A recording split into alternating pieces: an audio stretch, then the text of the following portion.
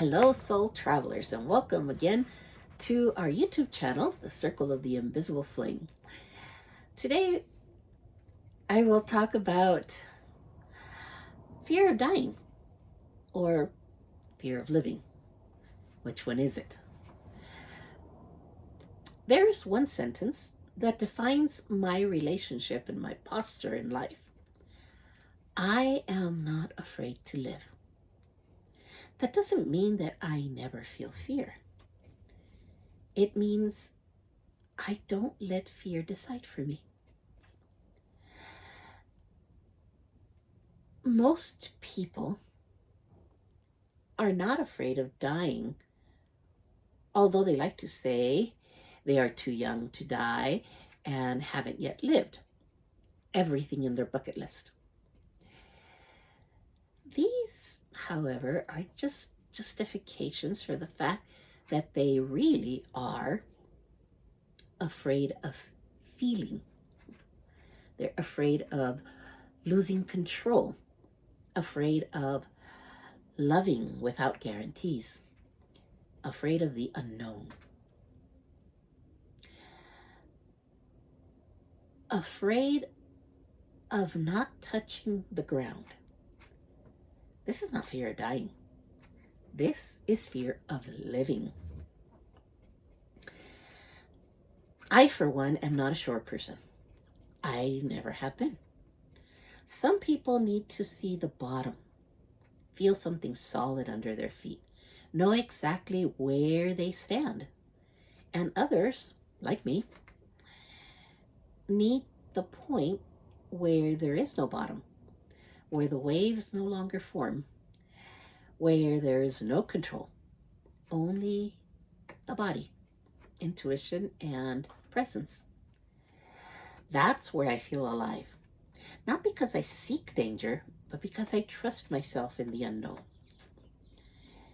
The shore, for many, feels safe, but it's also limiting, shallow, predictable.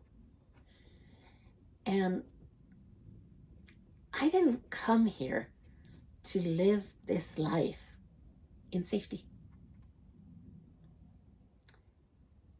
I came here to live it honestly.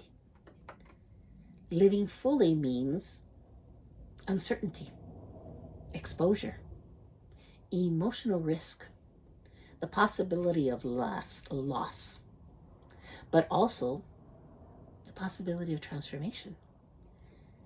And I accept all of that.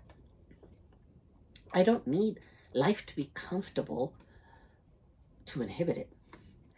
I don't need guarantees to love.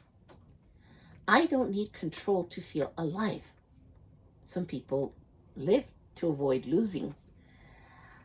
Others live to avoid disappearing. The difference is everything. It's like the race that some people, if they don't come in first, they're miserable. And others who can care less if they're last, they enjoy the journey. I'm not afraid to live. I have respect for life. I have awareness. I have presence. But fear? No. Because I'd rather swim in deep waters without touching the bottom than stay on the shores my entire life watching others live what I was too afraid to experience. I'm not a shore person. I am a depth person. I was able to say it this time. I like the deep. And living in the deep, even when it hurts, is the most honest way I know to exist. This is why when you've been in a car accident or any kind of accident, you're encouraged not to stay home, to go back out. There are many people who stay home and never do that.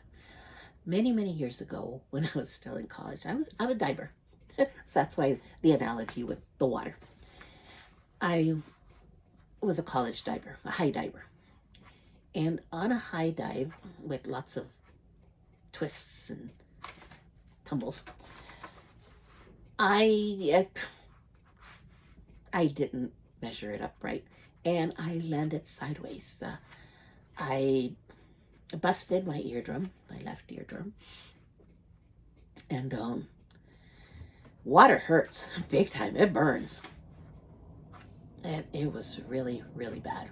So I got out of the water after being disoriented and having swum several laps. I never swum them that fast before. And my coach asked me to go back up. I think it was the one time that I seriously considered not doing it. But I did. I went all the way up there and got back up. That second dive was perfect. And I went on to continue diving after that. I did have to go to the clinic though and find out because I did bust my eardrum.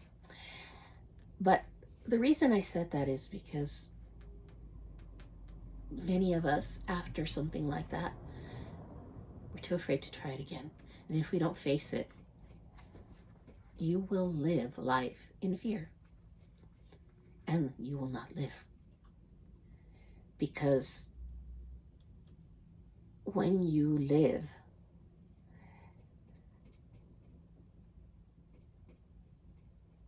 your life, or relive and face your life, especially after something that hurt you, it is liberating. So, and that is my thought for today. I am Simera'Kai, and I leave you with lots of love, light, and peace.